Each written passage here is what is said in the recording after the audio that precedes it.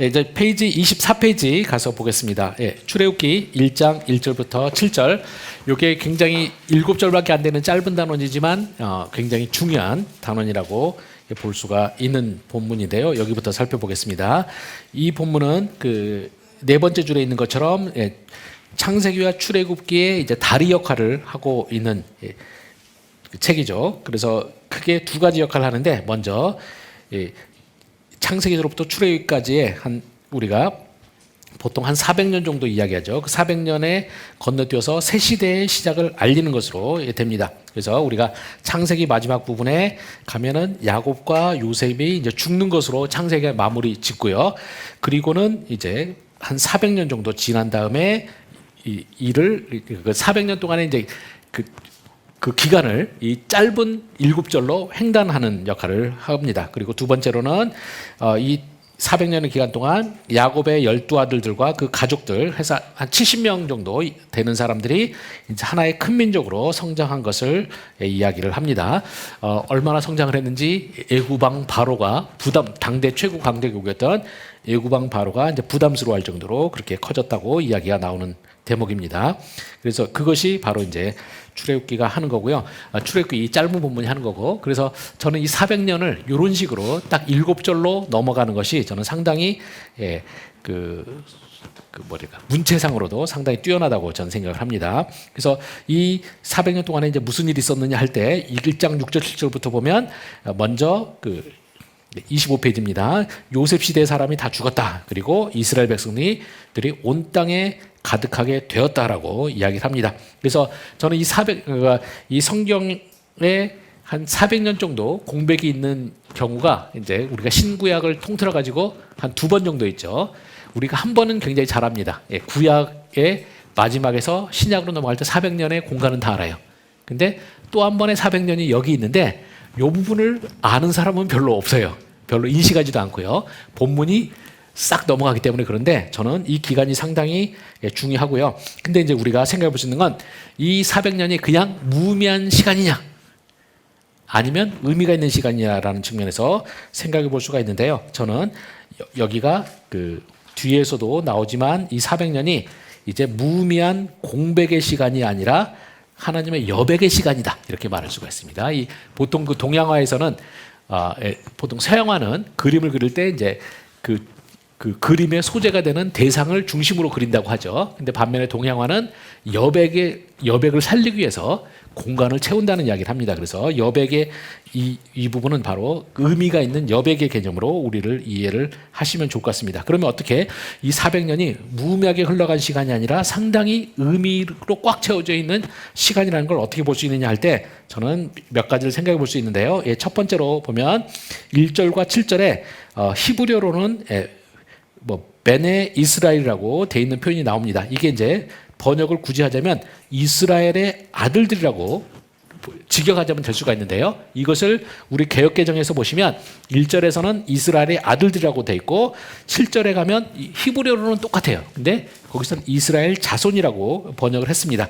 근데 여기서 이제 히브리어는 똑같지만 뉘앙스상으로 차이가 나는데, 먼저 참고적으로 히브리어에서 그 벤이라는 단어는 아들을 의미하는데요.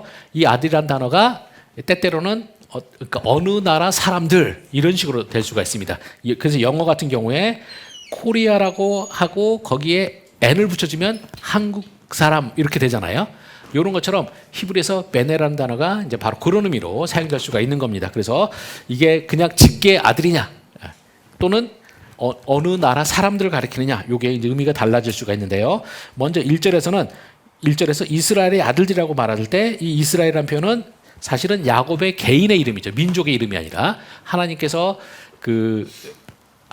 야곱과 야복강에서 싸우시고 그에게 명예스럽게 주셨던 이름이 바로 이스라엘이라는 이름인데, 그래서 이스라엘은 야곱의 개인 이름입니다. 근데 이제 7절로 가면 이스라엘이 엄청나게 많은 숫자가 되면서 이제 이스라엘 민족이 됐다라는 의미로 사용되게 됩니다. 그래서 한 가족이 이제 400년 동안에 엄청난 성장을 이루어서 이제 한 민족으로 변모됐다라는 차원에서 이 400년은 결코 그냥 흘러간 시간이 아니라 하나님께서 꽉꽉 채우신 기간이다라고 볼 수가 있고요.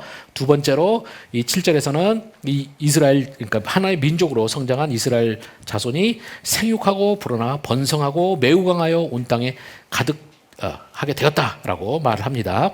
그래서 요 말이 이제 중요한 것은 여러분이 다 아시다시피 생육하고 번성하라, 땅에 충만하라라고 창세기 1장 28절에서 하나님께서 소위 지상명령이라고, 창조명령 또는 지상명령이라고 그러잖아요. 그래서 아담한테 주셨던 이 소명을 출애굽기에 이 민족으로 성장한 이스라엘은 바로 창세기에 아담에게 주셨던 명령을 1차적으로 성취했다라는 걸 선언하고 있는 겁니다. 이제 그런 면에서 이 400년은 굉장히 의미 있는 시간이라고 말할 수가 있습니다. 그래서 이 시간이 충만하고요. 그래서 여백과 공백에 대한 이야기를 이제 26페이지 거기서 이야기를 하고 있고요.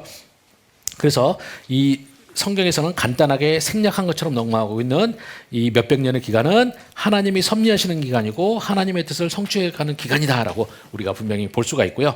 이런 면에서 사도행전 7장 17절에 보시면 스데반 집사가 이제 구약의 역사를 쫙 정리하는 그 대목이 나옵니다. 그 자신을 박해하려고 있는 사람들 앞에서 굉장히 그 구속사적으로 모든 걸 풀어내는데 거기서 보면 이런 말을 합니다. 아브라함에게 약속하신 때가 가까움에 이스라엘 백성이 애굽에서 번성하여 많아졌더니 이렇게 이야기합니다. 그래서 이 400년을 채워나가는 시간은 그냥 무의미하게 흘러가는 것이 아니라 이제 하나님의 때가 가까워질 때를 기다리면서 그 시간 동안 준비하는 그 과정이었다고 볼 수가 있습니다. 그런 면에서 저는 여기서 하나님께서 이 시간은 하나님께서 아브라함에게 약속하신 때를 향해 나아가는 방향성을 가진 시간이다. 이렇게 우리가 볼 수가 있습니다. 그리고 그 방향성을 가진 시간이 이제 목적한 타임에 이르게 되니까 하나님께서 그들로 하여금 번성하게 하셨다라고 이야기하고 있는 것이죠. 그래서 저는 이게 이제 우리들에게 제가 이제 26페이지 아래 세 줄은 이것을 우리에게 이제 신앙적으로 적용시키면 하나님께서 우리에게 때때로 이 무의미해 보이는 시간을 주실 때가 있어요.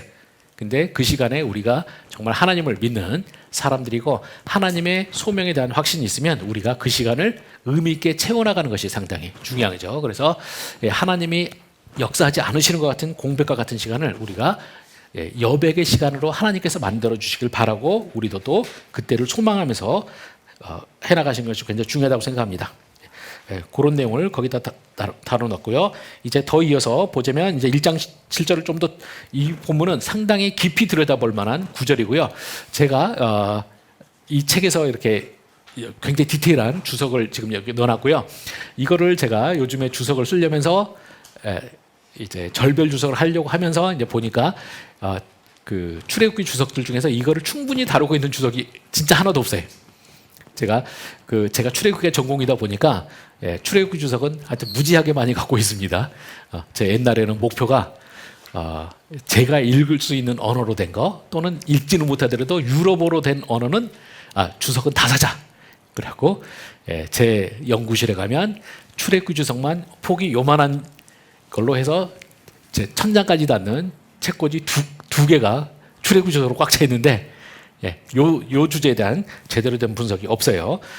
그래서 우리가 좀 더 살펴볼 필요가 있습니다. 그냥 흘려보내기는 굉장히 아까운 본문이고요. 보면 1장 7절에 이렇게 되어 있습니다. 이스라엘 자손은 생육하고 불어나 번성하고 매우 강하여 온 땅에 가득하게 되었더라라는 구절이 있어요. 이것을 볼 때 이제 누구나 다 창세기 1장 28절에 지상명령을 떠올리게 되는데 사실은 이 본문은 여기 아래 도표에 있는 것처럼 생육하고 그다음에 이제 번성하고 온 땅에 가득하다라는 요 세 개 창세기 1장 28절 그다음에 9장 1절과 맞물리는 부분이 있지만 거기에 있는 빠져 있는 단어들이 있습니다. 불어나다라는 단어, 그다음에 심히 강하다라는 표현, 요 표현은 빠져 있어요. 그래서 저는 이제 이것이 무엇이냐 할 때 저는 이 빠져 있는 것까지 다 합치면 이것은 이제 창세기에 나와 있는 모든 시대와 모든 사명을 아우르는 본문이다라는 겁니다. 그래서 단순히 이거는 창조 명령만 하는 것이 아니라 아브라함, 이삭, 야곱까지 이어지는 이 모든 시대를 다 아우르기 위해서 일부러 이렇게 단어 선택을 하고 있다는 게 제 해석이고요. 그럼 그 점에서 우리가 좀 보겠습니다. 그래서 이제 정리를 하자면 여기 그 도표 위에 있는 거기 부분에 보시면은 1장 7절은 창세기 하나님의 명령과 축복들의 종합 완결판 같은 것이다 라고 우리가 할 수가 있습니다. 그래서 먼저 이 보자면은 그 다음 페이지 가서 보시면 일단은 창세기 1장 28절과 연결되는 표현이 생육하다 번성하다라고 되어 있고요. 히브리어로 목사님들 많이 계시니까 히브리어로 하면 파라라는 단어, 라바라는 단어 나옵니다. 이 라바는 많다라는 맨이라는 뜻을 가진 랍이라는 단어에서 나오고요. 파라는 열매라는 것을 의미하는 페리라는 단어에서 나오게 됩니다. 그래서 페리의 동사형이 이제 파라예요. 그래서 열매를 많이 맺다 이렇게 번역해야 되는데 우리말 성경이 참 그래서 영어로는 보통 be fruitful 이렇게 번역을 해요. 그러니까 많이 열매를 맺어라 이런 식으로 되는데 우리말 성경에 누가 번역했는지 참 정말 잘했어요. 생육이라는 표현을 썼습니다. 이렇게 번역돼 있고요. 근데 이제 이 파라와 라바를 할 때 저는 이 부분이 중요한 것 중에 하나 뭐냐면 보통 우리가 이 생육하고 번성이라는 표현을 보면 창세기 1장 28절만 주로 생각합니다. 그래서 아담이랑만 연결시키는데 사실은 생육하고 번성하다라는 단어는 거기서 끝나는 단어가 아니고요. 이 창세기 전체를 통해서 매 시대마다 다 나옵니다. 그래서 창세기 1장도 나오고 나중에 노아에게 연결시키는 9장 같은 데도 나오고요. 그 다음에 17장 이런데 보면 이제 아브라함에게도 연결이 되고요. 이삭에게도 나오고 나중에 야곱에게도 나오고 이런 식으로 연결됩니다. 그래서 사실 생육하고 번성하다는 거는 제가 아까 서두에서 강조했던 것처럼 창세기의 모든 시대, 그러니까 아브라함의 후손들에게도 동일한 사명으로 주어졌다는 걸 보여주는 굉장히 신학적으로 보여주는 중요한 단어입니다. 그 중에서도 특별히 이제 제가 나머지 더 이어서 보겠지만 모든 시대에 적용되지만 주로 이제 아브라함과 연결돼서 사용이 되고 있습니다. 그래서 뒤에 이삭, 야곱에게 사용될 때도 항상 아브라함에게 내가 줬던 약속이라는 개념을 사용해서 사용하고 있습니다. 그런 면에서 저는 28페이지 제일 아래 이제 아래 문단에서 적어놓듯이 파라와 라바는 아브라함의 주제어다. 생육과 번성은 이렇게 말할 수가 있다고 생각을 합니다.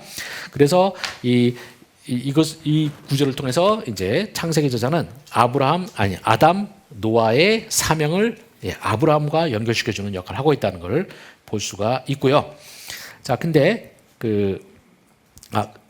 그렇게 되고요. 이제 창세기와의 차이점이라면 29페이지 두 번째 문단 아래에 있는 것처럼 이 창세기에서는 이 단어를 축복과 명령의 맥락에서 사용하고 있는데 출애굽기는 이것을 성취의 선언으로 하고 있다는 겁니다. 그래서 창세기의 그 명령들을 이제 출애굽기의 백성들은 성취된 것으로 선포하고 있다라는 거예요.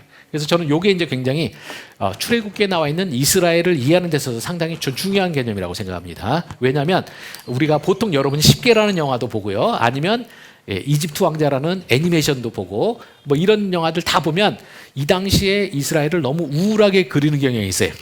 뭐 이들이 막 박해받아서 막 죽을 것 같고 고통스럽고 막 하는데 이 출애굽기 본문은 이들을 어떤 식으로 하고 있느냐? 이들이 창조 명령의 성취자로서 굉장히 도저히 당대 최고 강대국인 바로도 억압할 수 없을 만큼 불가항력적인 파워를 가진 존재로서 그려집니다. 막 창조의 그 힘이 넘쳐나는 존재로 그리고 있어요. 그래서 저는 제가 만약 영화 감독이 된다, 그래서 이 부분을 영화로 찍는다 그러면 어떻게 찍을 것이냐 할 때 저는 좀 기존의 영화들과 좀 다른 생각을 좀 하고 있는데요.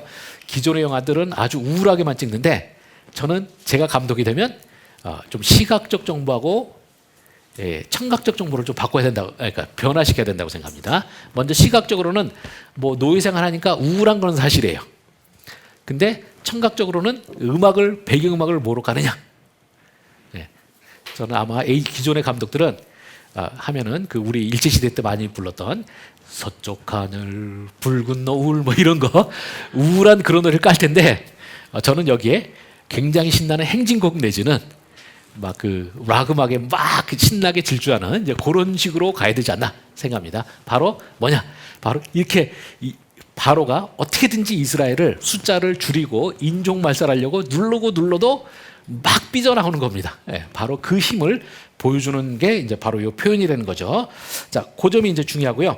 자, 그래서 이제 아브람이 아담과 노아의 그 사명을 이어받으면서 이제 그것을 성취했다. 이것을 선언하는 측면에서 이 본문이 중요하고요.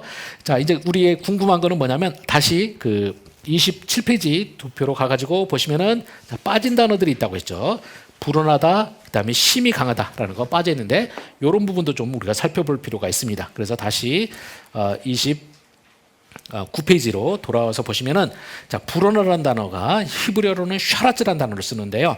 이 샤라츠가 9장 7절에 노아에게 적용됩니다. 그래서 9장 7절 한번 보시면은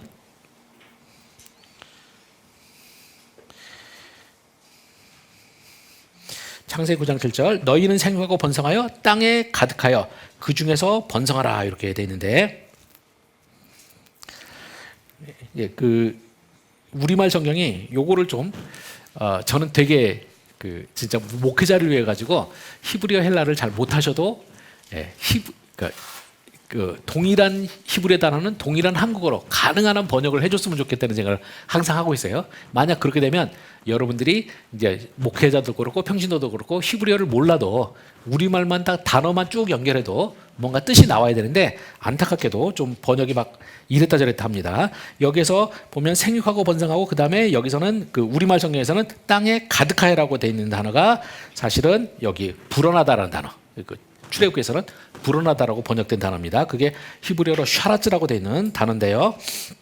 이 샤라츠라는 단어는 원래는 주로 어디에 쓰는 단어냐면 이 개구리나 물고기 같은 것들이 막 우글우글 거리면서 막 모여 있는 모습을 그릴 때 쓰이는 단어예요. 이게 제일 많이 나오는 단어가 어디냐면 레위기 11장에 보면은 이제 그 정결한 짐승과 부정한 짐승 할 때 특별히 이제 부정한 짐승들의 이 샤라츠라는 단어를 씁니다. 그래서 이 샤라츠는 보통 어떤 거냐면 여러분들이 막 곤충이나 이런 것들이 막 우글우글 모여 있는 거 있잖아요. 막 바글바글대고 이런 모습을 할 때 표현하는 게 바로 샤라츠라는 단어예요. 근데 그래서 이제 보통 이 단어는 이제 창세기 1장에서는 이런 집단 생활하는 이런 짐승들을 가리킬 때 사용됐던 표현이고 레위기에서는 막 집단적으로 우글거리면서 막 징그러워 보이는 이제 이런 것들을 가리킬 때 썼던 표현. 그래서 뭐 개구리, 물고기 등 뭐 이런 걸 했는데 창세기 9장 7절만 요 샤라츠라는 단어가 인간에게 사용되고 있어요. 사람이 숫자가 늘어나는 것을 표현할 때 사용된 표현입니다. 근데 그 창세기 9장 7절에서 그렇게 쓰고 유일하게 다시 한번 요게 인간에게 적용된 케이스가 바로 출애굽기 1장 7절이에요. 그러니까 결국 요 단어를 이제 요게 9장 7절에 노아 언약과 관련된 거잖아요. 그러니까 이 출애굽기는 바로 여기에서 노아 시대와 연결해서 이것을 또 이야기하고 있는 것으로 볼 수 있습니다. 그러니까 아담과 연결되고 노아랑 연결되고 지금 본문이 이렇게 되고 있죠. 그래서 출애굽기 저자가 단어를 선택을 굉장히 신중하게 하고 있는 겁니다. 그리고 또 이제 이 창세기 1장 28절, 9장 1절 이런 데 안 나오는 단어가 1장 7절에 사용되는 단어가 아짬이라는 단어 쓰여요. 이 아짬이라는 단어는 강하다라고 돼 있는 단어인데요. 이 단어는 창세기에 딱 한 번밖에 안 나와요.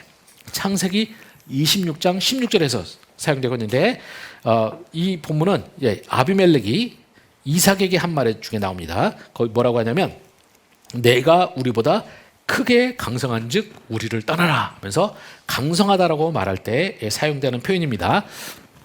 우리가 보면 제가 창세기 인물들을 그 깨진 터키 축복에서도 어느 정도 좀 해놨지만 분석을 하건대 이삭은 보면 그냥 하나님이 강권적으로 역사하지 않았으면 참 세상 살기 힘든 사람이에요.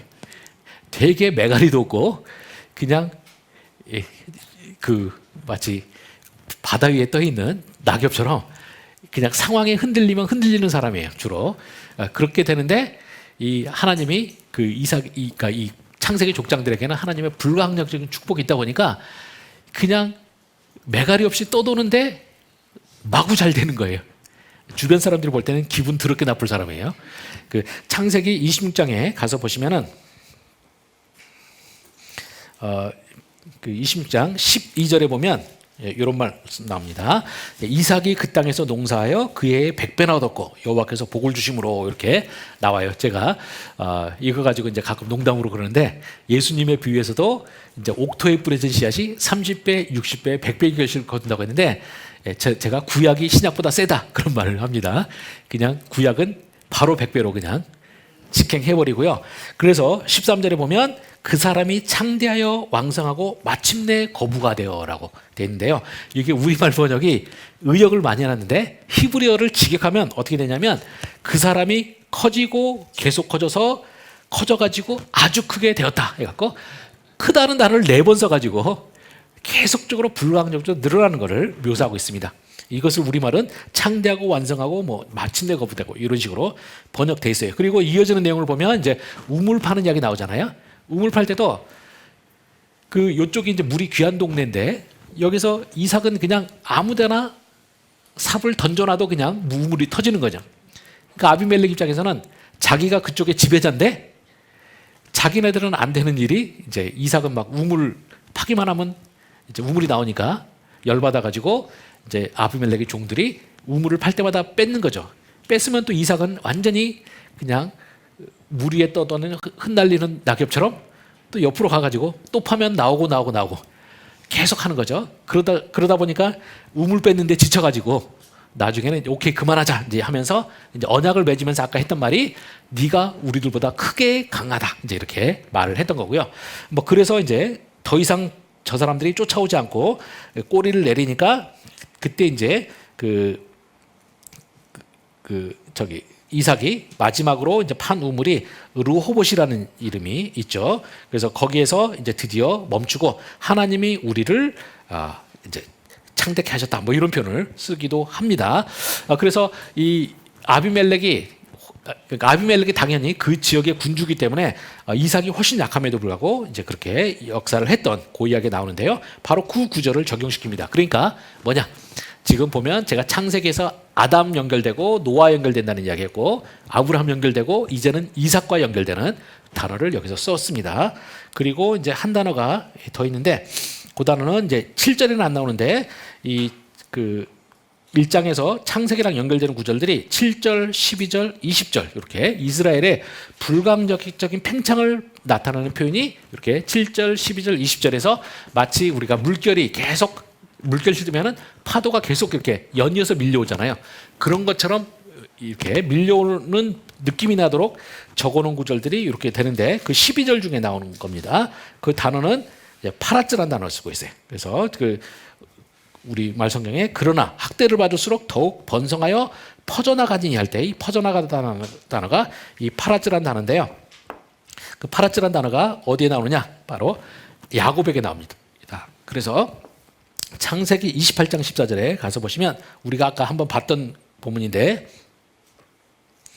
28장 14절에 이렇게 돼 있죠. 그 내 자손이 땅에 티끌같이 되어 내가 서쪽과 동쪽과 북쪽과 남쪽으로 퍼져나갈지며 땅의 모든 족속이 너와 내 자손으로 말미암아 복을 받으리라 해서 거기서 야곱의 가족이 이렇게 불가항력적으로 퍼져나갈 거니까 막 팽창해서 퍼져나갈 것이라는 걸 이제 베델에서 하나님께서 야곱에게 약속을 주셨는데 바로 그 단어입니다. 그래서 이제 이 단어는 이제 아브라함하고 이삭에게는 주어지지 않았던 말씀인데 이것을 사용하고 있고요.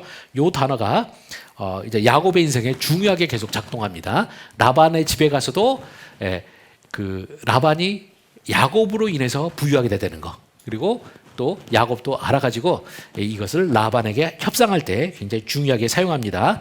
이 내용은 이제 제가 아까 말했던 깨진 톡의 축복이라는 책에서 더 자세하게 다루고 있는데 그 야곱과 라반이 협상하는 이야기를 보면 되게 재밌습니다. 둘이가 처음에 라반이 하나님께서 쓰신 도구가 뭐냐면 야곱이 자기 주변에 있는 사람을 다 등쳐먹고 살았잖아요.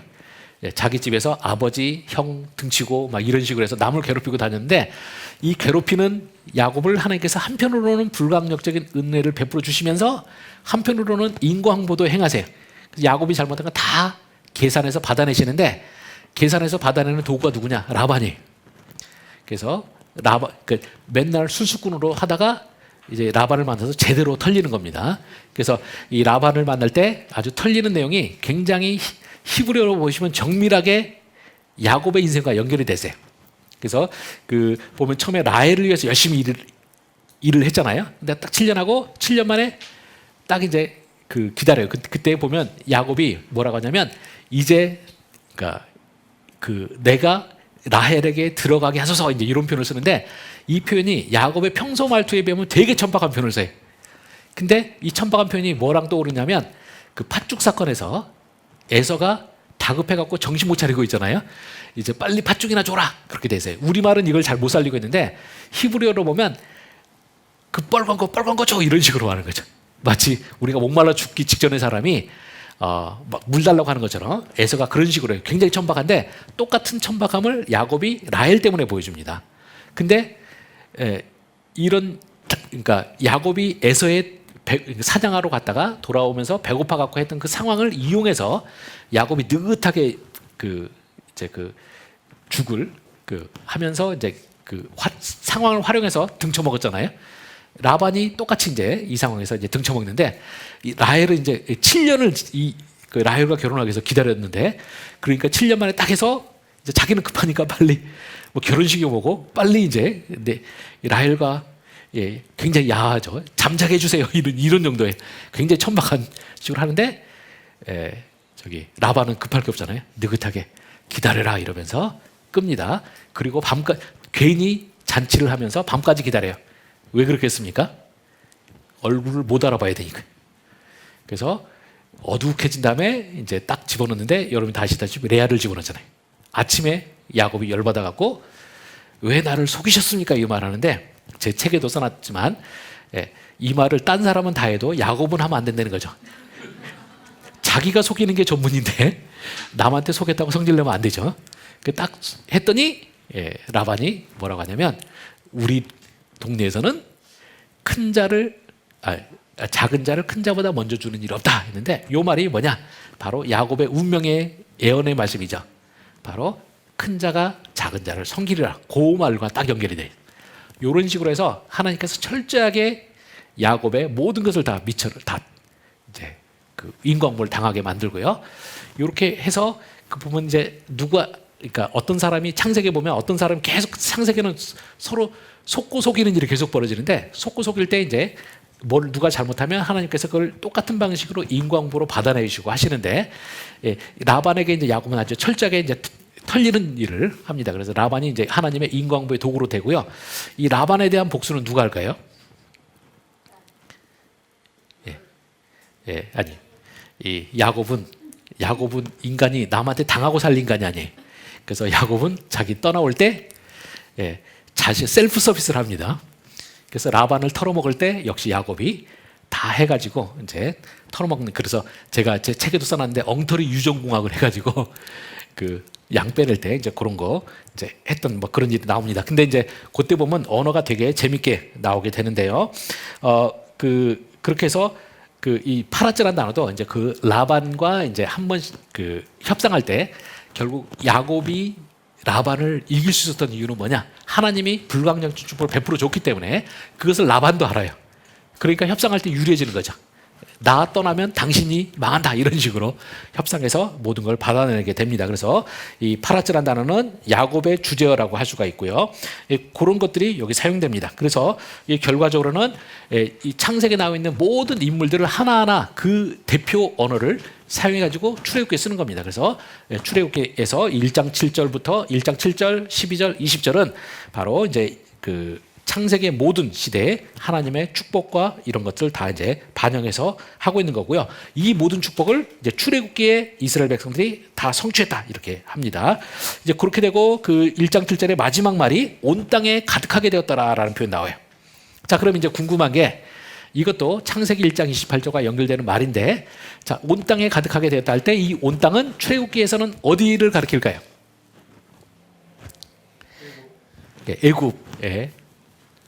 또는 이제 고센 땅 뭐 이런 식으로 많이 해석을 합니다. 근데 저는 이제 이런 부분이 저는 기존 주석가들이 약점을 보이는 부분이라고 생각하는데요. 우리가 주석학적으로 볼 때 온 땅에 가득하다는 표현은 저는 저자가 꼭 어떤 지리적으로 어느 지역을 가르쳤다기보다는 신학적인 개념으로 우리는 이해하는 것이 좋다고 생각합니다. 바로 창세기 1장 28절과 연결해서 그것을 이루었다는 차원에서 말하기 때문에 저는 이제 고센 땅 또는 애굽을 어떤 지역을 실제 역사적으로 어떻게 했다라는 것보다는 바로 하나님의 신학적인 그 목적이 성취됐다 이런 개념으로 이해하는 것이 좀 좋다고 생각하고요. 그래서 결과적으로는 이스라엘은 이제 하나님의 창조 명령을 수행하는 자로서 이렇게 돼 있다는 거고요. 그래서 이스라엘이 창조 명령을 수행해서 이렇게 생육하고 번성하고 막 하나님의 뜻대로 커져 나갔죠. 근데 이거를 바로가 막고 나서는 거죠. 그런 면에서 바로는 뭐라고 할 수 있냐면 32페이지 아래서 세 번째 줄에 있는 것처럼 하나님의 창조 행위의 도전자라고, 그래서 반창조적인 행위를 한다라고 우리가 신학적으로 말할 수 있다라고 봅니다. 자, 그렇게 되고요. 자, 그리고 이제 생육하고 번성했고 이제 하여튼 그 창세기 1장 28절과 그 기타 구절을 다 이뤘다라는 측면에서 보면은 우리는 창세기에서 제가 복, 그다음에 그 삼중 축복이 후손, 그다음에 땅 이렇게 세 가지가 했는데요. 자, 복 받았고 후손 받았고 후손 이제 많아졌고 됐잖아요. 그렇게 되면 남은 한 가지가 뭡니까? 땅이에요. 결국은 이제 땅의 약속도 성취될 것이 이제 얼마 남지 않았다. 이런 차원에서 저희는 이제 이해하면 되겠습니다. 그래서 출애굽기는 결국 약속의 땅으로 가는 이야기가 시작되는 첫 출발점이라고 볼 수가 있고요. 이런 면에서 저는 이 단락은 굉장히 짧지만 신학적으로는 굉장히 아주 진한, 그러니까 밀도가 높은 텍스트고요. 그런 면에서 저는 이것이 바로 이 하나의 작은 거인과 같은 텍스트다라고 말할 수가 있다고 생각합니다. 정리하자면 창세기 출애굽기 다리 역할을 하고요. 그 다음에 창조 명령을 이제 창조 명령 그리고 족장들의 중요한 축복들을 이스라엘 성취했다는 거 보여주는 거 하고요. 그 다음에 이제 약속의 땅으로 가는 이야기를 이제 준비시키는 것이다. 이런 식으로 제가 이야기를 했습니다. 그렇게 이제 보시면 되겠고요. 그 다음에 이어서 저희들 36페이지로 넘어가서 보겠습니다. 1장 8절부터 15장 21절. 그래서 이제 본격적으로 출애굽기가 시작되고 이제 그 단원 첫 번째 큰 단원인데 총 15장에 이르는 굉장히 이제 긴 부분인데요. 그 시작 부분이 이제 1장 8절부터 2장 25절이고요. 자, 여기에서 그 이 하나님이 1장 7절까지 다뤘던 그 이제 하나님의 축복은 위기도 찾아옵니다. 우리 현실에서도 이런 경우 많죠. 하나님께서 복을 주시는 것이 또 현실에서는 우리에게 위기로 다가올 수도 있어요. 여기서도 이제 이스라엘이 너무나 급속팽창하니까 이제 이 이스라엘을 품고 있던 애굽 입장에서는 굉장히 부담스럽게 되게 되는 겁니다. 그래서 이제 애굽의 바로가 박해를 시작하게 되는데요. 이 박해가 되는 시작 부분에 보시면 그 다음 페이지 가셔서 제가 이거 시간을 우리가 주어진 시간 내에 이 출애굽기 전체를 다 봐야 되니까 제가 이 건너뛰는 부분은 여러분들의 책을 읽으시면서 커버를 해주시기 바라고요. 37페이지 이제 그 세 번째 줄에 있는 네 번째 줄에 있는 그 문단 보시면 출애굽기 1장 1절부터 7절을 제외하고는 이제 이 부분이 출애굽기의 진정한 시작이라고 할 수 있는데, 이 시작을 알리는 것은 1장 8절에 나오는 표현 요셉을 알지 못하는 새 왕이 일어나서 애굽을 다스리더니라는 표현이 나옵니다. 여기에서 알지 못한다는 개념 새 왕이라는 표현이 나오는데요. 일단 새 왕이라는 것은 바로 이 새로운 것이 이제 어떻게 이스라엘에게 적용되느냐라는 걸 볼 수가 있고, 두 번째로는 요셉을 알지 못한다는 표현이 나옵니다. 이 요셉을 알지 못한다는 것이 또 하나 이제 굉장히 중요한 역할을 하는데요. 요셉을 알지 못한다는 표현 가지고 이제 어떤 주석가들은 정말 이 바로가 요셉을 몰랐을까 뭐 이런 식으로 막 하는데, 성경에서 보면 이 알다라는 단어는 꼭 정말 내가 지식적으로 그 데이터를 갖고 있느냐 없느냐 이것만 말하는 것이 아니라 때때로는 이 단어는 인정하다라는 의미, 그러니까 로도 사용될 수가 있습니다. 성경에 인정하다라는 뜻으로 이 단어가 이 히브리어로 야다라고 하는 단어가 사용된 대표적인 케이스를 보자면 하박국 2장 14절에 보시면 그 가스펠송에 있는 유명한 구절이죠. 이는 물이 바다를 덮음같이 여호와의 영광을 인정하는 것이 세상에 가득함이라라고 되어 있는데, 인정하다라는 단어가 히브리어로 야다예요. 알다라는 단어입니다. 그래서 여호와를 아는 것이 세상에 가득함이라 이렇게도 번역할 수 있는 표현인데요. 그런 면에서 저는 1장 8절에 요셉을 알지 못한다는 것은 바로 이 새로운 왕이라는 사람이 그 요셉이 했던 그 업적 같은 걸 인정하지 않는다는 거죠. 요거는 이제 이스라엘에 변화를 줄 수밖에 없습니다. 왜냐하면 여러분이 창세기 다 아시다시피 하나님께서 이스라엘 그 이 아브라함 집안을 애굽으로 보낼 때 그냥 들어가게 하신 것이 아니라 그 요셉을 먼저 보내갖고 요셉으로 하여금 애굽과 주변에 있는 국가들 다 구원하는 일을 시켰잖아요. 그렇게 되니까 처음에 들어갈 때는 이제 바로가 그 요셉한테 말하기를 너네 가족을 데려오면 내가 애굽에서 가장 좋은 것을 주겠다라고 이제 말하죠. 그러니까 이 특별 대우를 받으면서 들어갔어요. 그래서 처음에 저는 그 많은 분들이 창세기 15장에 보면 400년 동안 노예 생활하다 나온다는 이야기를 하나님께서 횃불 언약 때 이야기하시잖아요. 그것 때문에 이제 400년 내내 박해받은 걸로 생각하시는 분들이 있는데 저는 그건 아니라고 생각합니다. 그냥 우리가 그 하나님께서 횃불 언약 할 때 말씀하신 거는 약간 이제 뭉뚱그려서 말씀하시는 거고요. 실제 박해는 언제쯤에 주어졌겠느냐 그러면 저는 400년의 끝 무렵이라고 저는 생각이 들어요. 그래서 처음에는 이제 대접을 잘 받다가 이제 어느 시기가 되니까 이제 그러니까 요셉한테 감사한 마음이 있을 때까지는 이거를 잘 대접해 주는 거죠. 근데 이제 감사한 마음보다 부담스러운 마음이 커지면은 이제 문제가 되게 되는 거죠. 바로 그것을 알리는 게 요셉을 알지 못한다는 표현이 나오게 되는 것입니다. 자, 그러면 이제 그래서 이스라엘이 지금 고난받게 되는 문제의 출발점은 바로 요셉을 알지 못한다는 건데 알지 못하면서 나오는 겁니다. 자, 그러면 이 출애굽기 1장부터 15장의 주제가 바로 알다라는데 자, 그러면 알지 못해서 생긴 일은 어떻게 하면 해결됩니까? 예, 알면 해결되는 거예요. 이게 결국 출애굽기 1장부터 15장의 내용이고요. 제가 이 책의 뒤에도 조금씩 나오긴 한데 알다라는 주제에 대한 내용이 나오긴 하는데 여러분들이 요즘에는 이제 성경 프로그램이 되게 좋아져 가지고요. 여러분이 그 알다라는 단어 가지고 검색을 해보면 쭉 나옵니다. 특히 이제 목회자분들은 그 성경 프로그램 같은 거 그냥 간단한 거 가지고도 검색해 보시면 바로 나오는데요. 여기 보면은 창세기 1장부터 15장에 한 총 18번 정도 그 출애굽기 전체에 한 18번 정도 사용되고요. 거기에 사용되는 단어 중에 이제 중요한 단어들이 쭉 있고요. 요 단어들만 쭉 연결시켜 나가면 여러분이 1장 출애굽기의 중요한 부분을 좀 풀 수가 있습니다. 그래서 1장 8절에서 요셉을 알지 못해서 생긴 문제는 알면은 해결된다고 했습니다. 그와 연결되는 게 2장 25절이에요. 한번 우리가 가서 보시면 출애굽기 2장 25절 가서 보시면 하나님이 이스라엘 자손을 돌보셨고 하나님이 그들을 우리말 성경에 기억하셨더라로 되어 있는데 제가 이 출애굽기에서 번역에 있어서 불만이 제일 많은 구절이 중에 하나가 요거예요. 여기서 기억하다는 단어가 사실은 알다입니다. 알다. 우리가 이미 24절에 보시면 기억하다는 단어가 한 번 나옵니다. 24절 끝에 보면 하나님이 아브라함과 이삭과 야곱에게 세운 그의 언약을 기억하사 할 때 요거는 기억하다가 맞아요. 근데 25절은 히브리어를 보시는 분이 보시면 아시겠지만 저 히브리어로 25절 두 번째 줄 첫 번째 단어가 바로 야다예요. 야다. 알다라고 번역해야 된다는데 요거를 기억하다로 번역을 했어요. 그 기억하다로 번역한 이유는 제가 뒤쪽에 해설을 해놨는데 히브리어 구문이 약간 독특합니다. 그래서 번역하기가 그러니까 불완전 문장이에요. 근데 이 불완전 문장을 번역해서 살리기가 힘들다 보니까 몇천 년 동안 출애굽기 번역서들마다 번역한 공인 성경마다 다 이상하게 번역해요. 근데 저는 원문 그대로 불완전 문장으로 번역하는 게 가장 최고라고 생각합니다. 그래서 저는 하나님이 아셨더라라고 이렇게 번역해야 되고요. 이제 그렇게 되면 뭐냐?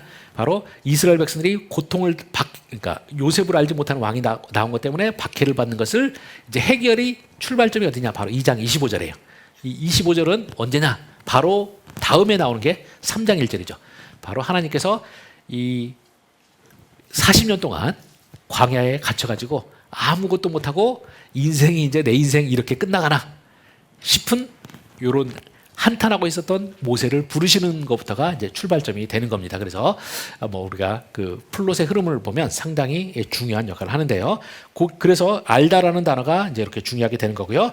이 알다가 또 한 번 이렇게 딱 만나는 부분이 그 38페이지 가시면 두 번째 문단 거기에 다시 한번 또 나오는 게 출애굽기 5장 2절하고 7장 5절입니다. 한번 출애굽기 5장 2절 가서 보시면 이제 이제 모세가 하나님의 소명을 받아들인 다음에 딱 바로에게 가가지고 이제 하나님께서 우리 하나님이 나타나셔가지고 이제 이스라엘 백성을 내보내라 이렇게 말했습니다. 이렇게 말했더니 5장 2절에서 바로가 이렇게 대답합니다. 이 바로가 이르되 여호와가 누구이기에 내가 그의 목소리를 듣고 이스라엘을 보내겠느냐? 나는 여호와를 알지 못하니 이스라엘을 보내지 아니하리라 이렇게 말합니다. 그러니까 이 하나님의 명령을 바로가 딱 거부하는 이유를 분명히 들죠. 내가 여호와가 누군지 모르니까 이스라엘도 못 보내겠다 이렇게 말했어요. 그렇게 되면 하나님의 반응은 뭐겠습니까? 네가 나를 몰라서 내 백성을 안 보내겠다니 그럼 내가 누군지 알려주마 이거예요. 이게 7장 5절에 나옵니다. 7장 5절에 보면 내가 내 손을 애굽 위에 펴서 이스라엘 자손을 그 땅에서 인도하여 낼 때야 애굽 사람이 나를 여호와인 줄 알리라 이렇게 말합니다. 그래서 이러면서 이제 10장이 나가는데 10장의 그러니까 목적이 굉장히 중요한 목적은 뭐냐? 바로 하나님이 누구신지를 알려주는 역할이에요. 그래서 이제 그 나를 알아야지만 보내주겠다니 그럼 알려주마 하면서 하나님이 아주 애굽을 초토화시켜 버리는 이제 일이 벌어지는 겁니다. 그래서 이제 그 알다라는 주제가 그렇게 연결이 되는 거죠. 그렇게 보고요. 그 다음에 이어지는 내용은 이제 이렇게 이 바로가 그 이스라엘 백성들이 이제 숫자가 많으니까 우리가 이제 굉장히 걱정스럽다 하면서 뭐 작전 꾸미고 이런 내용들이 나중에 보면 민수기 22장부터 24장에 보시면 모압 왕 발락이 이제 다가오는 이스라엘이 무서워가지고 그 당대 최고의 주술사였던 발람을 불러가지고 이제 이스라엘을 저주하게 하려는 이제 그 획책하는 내용이랑 굉장히 비슷하다. 뭐 그런 내용이 나옵니다. 그거는 여러분이 참고해서 읽어보시길 바라고요. 자, 40페이지로 가서 보시면 그 40페이지 쪽에 가서 보시면은 이 바로가 이제 이스라엘을 멸절시키기 위한 작전을 쓰는데 총 3번에 걸친 3회에 걸친 방법을 씁니다. 그래서 40페이지에 이제 보시면 첫 번째 방법은 그 은밀하고 우회적인 방법을 써요. 이 바로가 스스로 말하기를 지혜로운 방법이라고 뭐 우리식으로 말하면 교활한 방법이 될 텐데 그 지혜로운 방법을 씁니다. 그래서 세상의 모든 악당들이 보면 그 사고를 칠 때도 처음에는 자기가 개입 안 된 것처럼 사고를 치잖아요.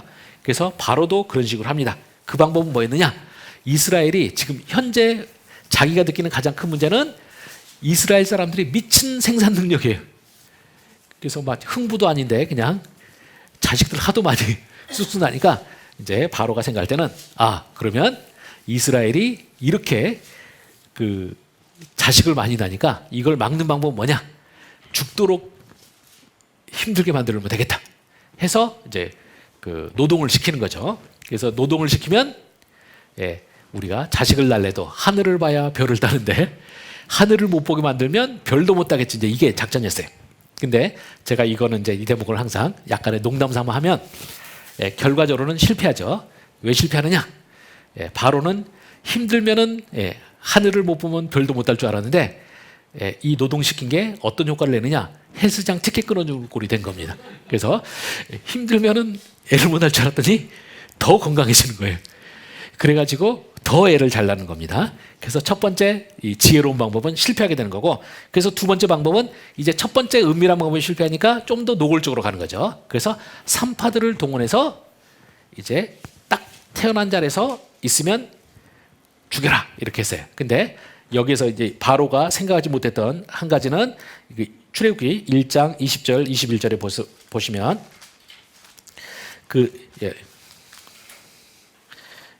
20절 21절 보면 이렇게 돼 있죠. 하나님이 그 산파들에게 은혜를 베푸시니 그 백성은 번성하고 매우 강해지니라. 그 산파들은 하나님을 경외했으므로 하나님이 그들의 집안을 흥왕하게 하시니라 해서 1, 2장에서 우리가 마지막 대목 나가기 전에는 하나님이란 이름이 언급된 유일한 곳이 바로 여기예요. 그래서 하나님께서 이제 산파들이 했던 그 이스라엘 백성을 위해서 하는 했던 것을 보시고 그들에게 은혜를 베풀어서 그들의 집안이 이제 또 흥황하게 하셨다고 이제 나와 있고요. 그래서 두 번째 방법도 그리고 이제 근데 산파들이 이제 그 바로가 왜 내 명령을 듣고 너희들이 그 애를 출산 도와주러 갔다가 남자아이면 죽이지 않았느냐 했더니 아까 했던 헬스장 티켓이 유효합니다. 그래서 그 뭐라고 하냐면 이스라엘 여자들은 애굽 여자들과 틀려서 너무 건강하다. 이렇게 해요. 그 너무 건강하다는 표현을 어떤 주석가가 그 여기서 건강하다라고 썼던 표현이 이제 뭐 이게 짐승 같다 뭐 이런 식으로 번역이 된다고 하는데 그건 약간 제가 볼 때 좀 오버입니다. 그 건강하다라고 하는 단어가 그러니까 현대 히브리어나 그 성경에서도 들짐승 이런 개념으로 쓸 수는 있는데 저는 그럼에도 불구하고 우리가 똑같은 단어도 문맥에 따라 다른 거잖아요. 그래서 좀 너무 그런 주석가들의 그거는 가끔 학자들이 각가다 오버할 때가 있는데 좀 그런 것 같고요. 저는 이제 그런 건 아니고 너무 건강해서 이제 낳지 못한다라고 합니다. 이제 그랬더니 이제 바로가 이제 더 이상 은밀한 방법은 안 통하는 거예요. 그래서 22절에 보면 이제 노골적으로 하는 건데 그건 뭐냐? 바로 너희들이 이제 가가지고 그냥 그 태어나는 때만 아니라 아들이 태어나면 이제 그 딱 출산 그때만이 아니라 이후로라도 잡아서 나일강에 던지고 딸만 살려둬라 이렇게 합니다. 이때 이제 여러분들이 이제 생각할 때 그러면 도대체 이 바로가 어린 아이를 물에 던지라고 했는데 요게 몇 살까지일까? 이 출애굽기에는 안 나와 있어요. 그렇지만 우리가 요거를 이제 참고할 만한 본문이 있는데 이 마태복음에 보면 이제 동방박사가 그 왕이 태어났다고 갈 때 있잖아요. 헤롯이 그 근처에 있는 남자애 다 죽이게 시키잖아요. 그때 보면 2살 이하를 다 죽여요. 그래서 아마 이때도 아마 그 바로가 그 위에 있는 남자애들도 다 죽이라고 하진 않았을 거고요. 왜냐하면 노동력도 필요하니까 여기서는 한 2살 정도 해볼 수 있지 않을까 생각합니다. 그래서 제가 어디 이제 출애굽기 강의 가면 학생들도 그렇고 이제 평신도 분들도 많이 질문하는 게 이렇게 그 남자애면 죽이라고 했는데 어떻게 모세보다 4살 위인 아론이 살아있을 수 있느냐 그렇게 말하는데 저는 그거는 문맥상 아무 문제가 없다고 생각합니다. 아론이 할 때만 해도 이제 산파들이 그냥 살려주면 살 수 있었던 시대고 그 4살 터울이었던 이제 모세가 태어났을 때는 바로가 이제 명령을 강화시킨 거죠. 그래서 이제 흐름은 이렇게 됩니다. 그래서 처음에는 은밀한 방법 쓰고 점점 노골적인 방법으로 사용되게 되는데 결과적으로는 이렇게 노골적인 방법을 사용하게 되면서 모세나 이 당시에 이스라엘 남자애들은 살 수 있는 확률이 제로에 가깝게 된 거죠. 바로 이 모세가 태어나는 것은 바로 이 순간이에요. 그래서 저는 과연 이런 이제 더 이상은 이제 쥐구멍에 벼들 날도 없을 정도로 꽉 막힌 이런 상황에서 과연 이스라엘 백성은 살아남을 수 있을 것이냐 이렇게 생각하는데요. 뭐 결과는 우리가 다 알죠. 결국 이스라엘은 살아남았고요. 심지어 이스라엘의 구원의 도구로서 하나님께서 쓰실 모세도 이 상황에서 살아나게 됩니다. 그런 면에서 저는 42페이지 첫 번째 줄부터 여기 좀 읽어보겠습니다. 이렇게 되어 있습니다. 42페이지 첫 번째 줄. 하나님의 역사는 이처럼 가능성 제로의 상황 속에서 이루어진다. 온 세상을 완전한 무로부터 창조하신 하나님은 가능성 제로의 상황 속에서 구원을 창조해내신다. 하나님의 구원은 무로부터 시작된다. 가능성 제로의 상황 속에서 가능을 창조해내시는 분이 바로 하나님이시다라고 했는데요. 바로 우리가 요점이 이제 굉장히 중요하죠. 그래서 저는 우리가 현실을 살아나갈 때 저희들이 경험하는 것도 저는 우리가 신앙인이다 할 때 저는 이런 부분에 대한 하나님의 신뢰를 갖는 것이 굉장히 중요하다고 생각합니다. 우리가 인간적으로 말하면 바로가 점점 노골적인 방법을 쓰면 쓸수록 그 이스라엘 백성에게는 희망이 사라지고 있는 거죠. 그리고 마지막은 희망이 제로인 것 같은데 사실은 이 희망성 제로의 상황이기 때문에 하나님은 거기서 더 다른 방식으로 역사하실 수가 있던 겁니다. 왜냐하면 만약에 바로가 여기까지 최후의 수단까지 쓰지 않았다 그러면 모세가 어떻게 애굽의 바로의 궁정으로 들어가겠어요. 그리고 바로의 궁정이 들어갔기 때문에 바로 바로의 궁정이 어떤 데입니까? 이 고대 시대에는 고대 근동에서는 왕궁은 최고의 교육기관이었어요. 그래서 요즘으로 말하면 하버드, 옥스퍼드 같은 데가 애굽의 바로의 궁정이거든요. 하나님께서 거기서 모세를 거기까지 들어가게 하셨기 때문에 이 모세가 나중에 하는 시내산 율법이나 이런 본문 기록하고 이런 내용들 있잖아요. 여기에 대해서 많은 경우 학자들이 말하는 게 이게 고대 근동의 국제조약 문서랑 비슷하다 이런 얘기를 합니다. 되게 보면 형식이나 이런 게 되게 비슷해요. 근데 이 모세가 이런 걸 다 이해하고 또 적을 수 있고 했던 이 모든 것들이 다 받은 교육과 연결된다고 볼 수가 있는데요. 그런 면에서 하나님은 이 절체절명의 상황을 오히려 기회로 사용하신 거죠. 그래서 모세가 당대 최고의 교육기관에서 40년 동안 아주 훌륭한 교육을 받도록 이제 하셨던 그 배경이 됩니다. 그래서 우리가 이제 이런 면에서 저희가 이제 신앙생활할 때도 저는 이런 확신이 있는 것이 굉장히 중요하다고 생각합니다. 제가 이 책 요즘에 제가 상태가 별로 안 좋아가지고 여러 가지로 상태가 안 좋습니다. 그런데 제가 이제 이 책을 강의를 요새 하고 또 출애굽기 주석도 써야 돼서 이 제 책을 다시 많이 들여다보고 있는데 보면서 제가 이런 것을 썼을 때 이때 제가 굉장히 여기에 대한 큰 확신을 가지고 썼어요. 근데 지금은 그때에 비하면 훨씬 상황이 좋거든요. 근데 저의 모든 상황은 그때보다 못한 것 같아요. 그러면서 제가 생각하는 게 그 분당 우리 교회 이찬수 목사님 항상 그 신앙은 해석이다 이런 말을 많이 하시는데 그게 참 맞는 것 같습니다. 그러니까 상황이 나를 괴롭히는 게 아니라 나의 신앙 또 나의 하나님에 대한 나의 의지의 정도가 우리를 괴롭힐 때가 굉장히 많아요. 그래서 저는 여러분들, 저 자신에게도 마찬가지지만 여러분들도 혹시 극단적인 상황을 맞이하고 계시다 그러면 극단적인 상황을 하나님께서는 이렇게 무에서 유를 창조하신 하나님이 사용하셨다는 걸 생각하시고 위로받으시고 또 희망도 가지셨으면 합니다. 그리고 또 이제 요 표현이 여기에 이제 요걸 이해할 때 중요한 게 그 아이러니라는 개념을 우리가 좀 아실 필요가 있습니다. 이 아이러니는 우리가 이제 통상적으로 쓸 때는 이제 굉장히 우리들 일상적으로 참 그거 참 아이러니야 이런 말 이해가 안 가는 상황이면 아이러니라는 말 쓰는데요. 아이러니는 사실 문학적으로는 굉장히 전문적인 용어로 사용되는 겁니다. 크게 두 가지 있어요. 언어적 아이러니와 극적 아이러니 있는데 먼저 이 두 가지 다 차이가 뭐냐면 어떤 팩트라고 할까요? 불일치라는 개념이 핵심입니다. 그래서 먼저 언어적 아이러니는 그 말의 사전적 뜻하고 실제 뉘앙스가 차이 나는 경우에. 그래서 이제 언어적 아이러니를 가장 많이 쓰는 경우 이런 경우죠. 자식이 학교에서 빵점을 맞아와요. 그럼 여러분 뭐라고 하십니까? 잘했다 이러잖아요. 이때 잘했다는 말을 이제 액면가 그대로 듣고 아들이 그럼 잘했으니까 나 놀러 나갈게 이러면 죽도록 맞는 거죠. 이제 먼저 맞고 시작하자 이렇게 하는 거죠. 여기서 이제 뭡니까? 그 사전적 의미랑 실제 뉘앙스의 이제 불일치를 말하는 게 언어적 아이러니예요. 그래서 성경 같은 데서도 이제 많이 쓰이죠. 그래서 그렇게 되고요. 이제 극적 아이러니는 뭐냐면 그 어떤 그 등장인물의 의도, 계획과 결과의 불일치가 이제 극적 아이러니라고 할 수가 있습니다. 대표적인 예가 에스더서 같은 경우에 에스더에서 보시면 이 하만이 그 모르드게가 자기한테 인사하는 자기가 이제 그 왕국의 2인자인데 모르드게가 이제 인사하는 게 기분 나쁜 거잖아요. 그래서 그냥 모르드게가 절하니까 내가 이놈 혼내놔야겠다 하고 모르드게를 좀 데려다가 곤장매대 때리고 했으면 괜찮았을 텐데 거기서 하만이 오바를 하죠. 그래서 성경에서도 보면 항상 성경도 그렇고 실제 역사에서도 보면 항상 악인이 비참해지는 거는 적당한 선에서 자신의 그냥 기분 나쁜 걸 풀면은 괜찮은데 항상 오버하면 문제예요. 여기서 하만도 모르드게가 기분 나쁘다고 모르드게가 속한 민족을 전체를 말살시켜 버리려고 하는 거죠.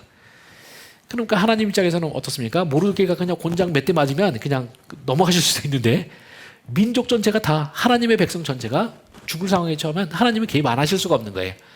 그런 거고 그래서 결과적으로 어떻게 됩니까? 하만이 자신의 그 위용을 최대한 자랑하기 위해서 높은 그러니까 나무 기둥을 세우고 거기에 모르드게를 달아서 죽이려고 했는데 결과적으로는 하나님이 개입하셔서 결국 그 나무 기둥에 달린 거는 자기 자신이었죠.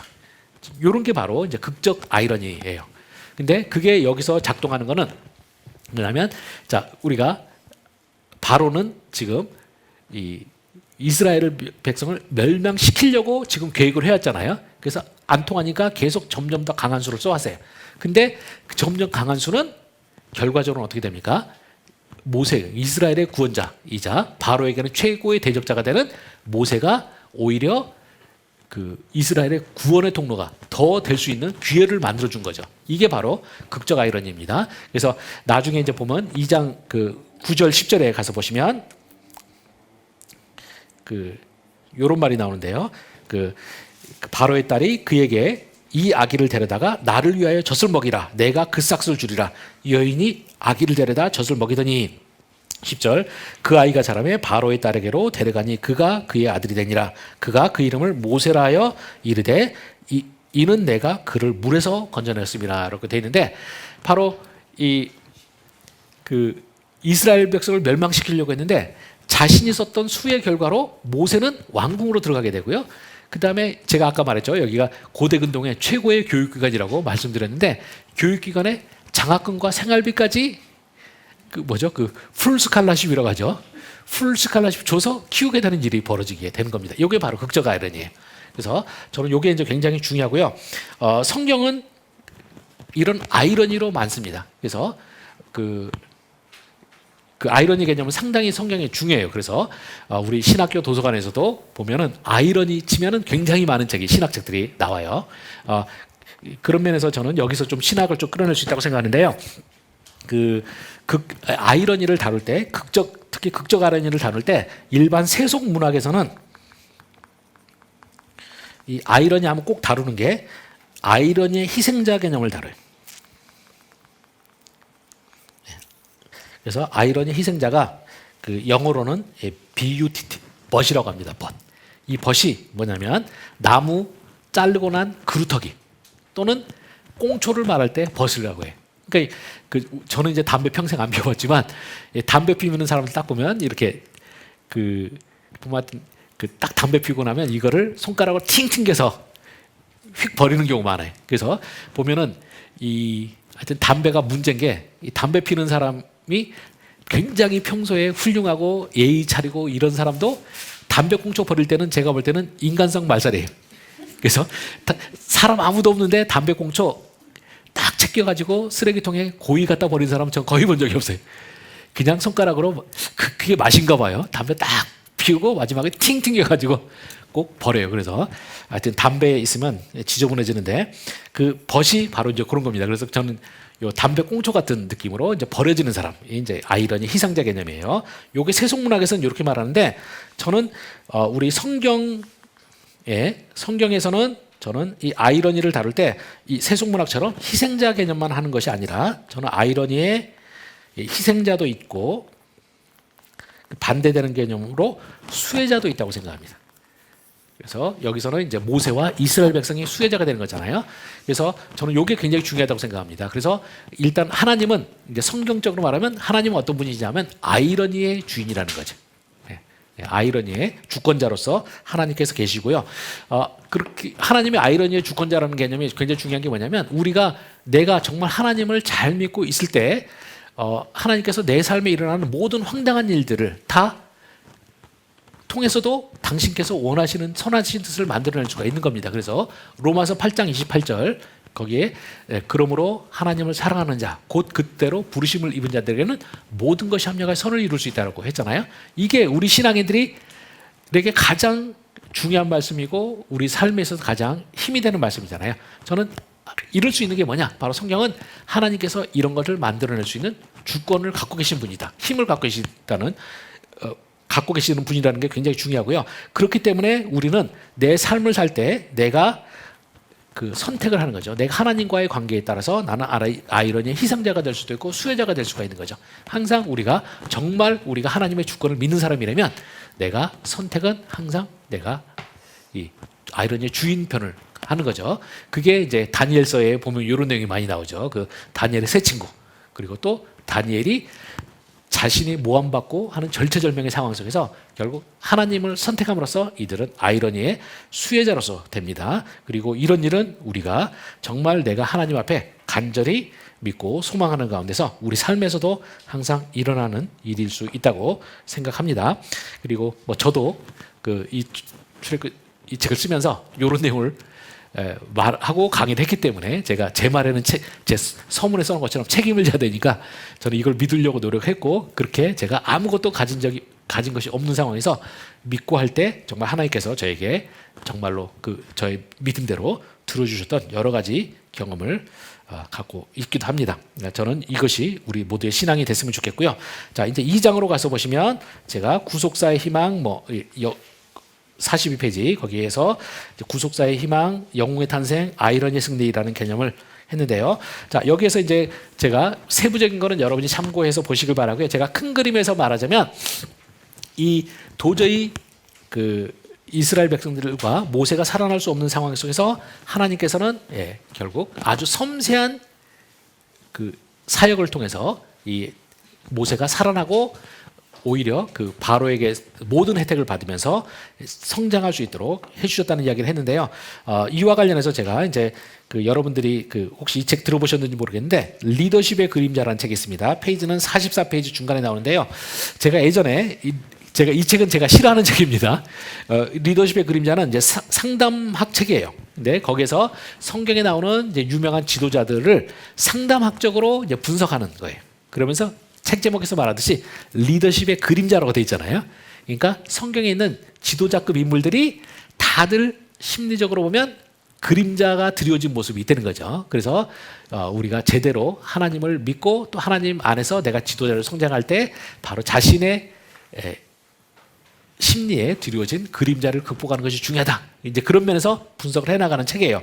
근데 그 중에서 모세에 대해서 뭐라고 말을 했냐면 모세는 강박관념형 지도자다 이렇게 했어요. 왜 강박관념이냐?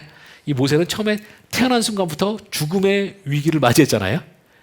그리고 그냥 죽을 뻔하다가 겨우겨우 살아나가고 했다. 그래서 그것 때문에 이제 모세는 태어난 순간부터 생명의 위협을 느꼈기 때문에 강박관념을 가졌고 이 강박관념이 모세의 리더십의 그림자로 드려졌고 이게 평생을 괴롭혔다. 그래서 나중에 민수기 20장에서도 바위 2번 때려서 하는 이런 것도 다 이제 강박관념의 그림자 때문에 했다. 이런 식으로 되는데 저는 이걸 보고 출애굽기 전공자로서 굉장히 기분 나빴어요. 이거는 성경을 이렇게 잘못 읽을 수가 없다 생각을 하고요. 우리가 다시 앞으로 돌아가서 42페이지부터 보자면요. 2장 1절부터 10절은 이 모세가 분명히 위기 상황을 만든 건 맞지만 그 위기 상황에서 모세를 둘러싼 모든 존재가 얼마큼 섬세하게 모세가 살도록 도와줬는지를 깨닫는 것이 더 중요하다는 겁니다. 그래서 이 모세는 이런 모든 걸 안다고 그러면 모세는 굉장히 오히려 고마워했을 거라는 거죠. 뭐 자기가 우리 복음주의에서는 이제 모세가 출애굽 섰다고 하니까 자기가 알겠죠. 그렇게 돼 있고요. 그러면 이것이 어떻게 작동하는지를 좀 볼 텐데요. 저는 2장 1절에서 1절, 2절에서 보면 그 하나님께서 이제 모세를 먼저 도와주시는 부분이 있습니다. 그 보면 2장 우리가 먼저 성경 2장 2절을 보시면 그 여자가 임신하여 아들을 낳으니 그가 잘생긴 것을 보고 석 달 동안을 그를 숨겼으나 돼 있는데 일단은 그가 잘생겼다라고 번역한 것은 좀 약간 저는 좀 마음에 좀 안 드는 번역이에요.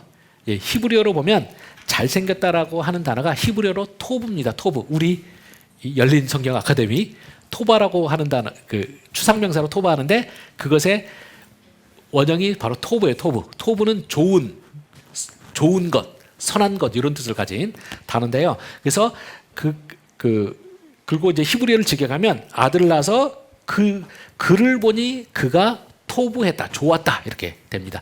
이게 딱 떠오르는 대목이 어디예요, 여러분? 보니 보기에 좋았다. 창세기 1장 1절이죠. 바로 여기에서 지금 창조 모티프가 여기도 들어 있습니다. 그래서 출애굽기에는 많은 이야기들 속에 창조 모티프가 이렇게 다 아름아름으로 다 들어가 있어요. 그래서 하나님께서 처음에 이 모세를 태어나게 했을 때 모세가 굉장히 이제 잘생겼는지는 모르겠고요. 그 어머니가 보기에 굉장히 좋았어요. 이 좋았던 것이 이제 모세가 또 사는데 작동하는 거죠. 왜냐하면 이 어머니 입장에서는 이게 굉장히 절체절명의 상황이잖아요. 여기서 애를 살려줬다는 걸 들키면은 이제 집안이 다 거덜날 수도 있는 이런 상황에서 어머니는 딱 모세를 보는 순간 굉장히 보암직했어요. 이게 이제 모세가 사는데 도움이 되고요. 그래서 석 달 동안 숨겼다라고 되어 있습니다. 그래서 석 달 동안 숨기다가 2장 3절 처음에 더 숨길 수 없게 되면 이렇게 되는데요.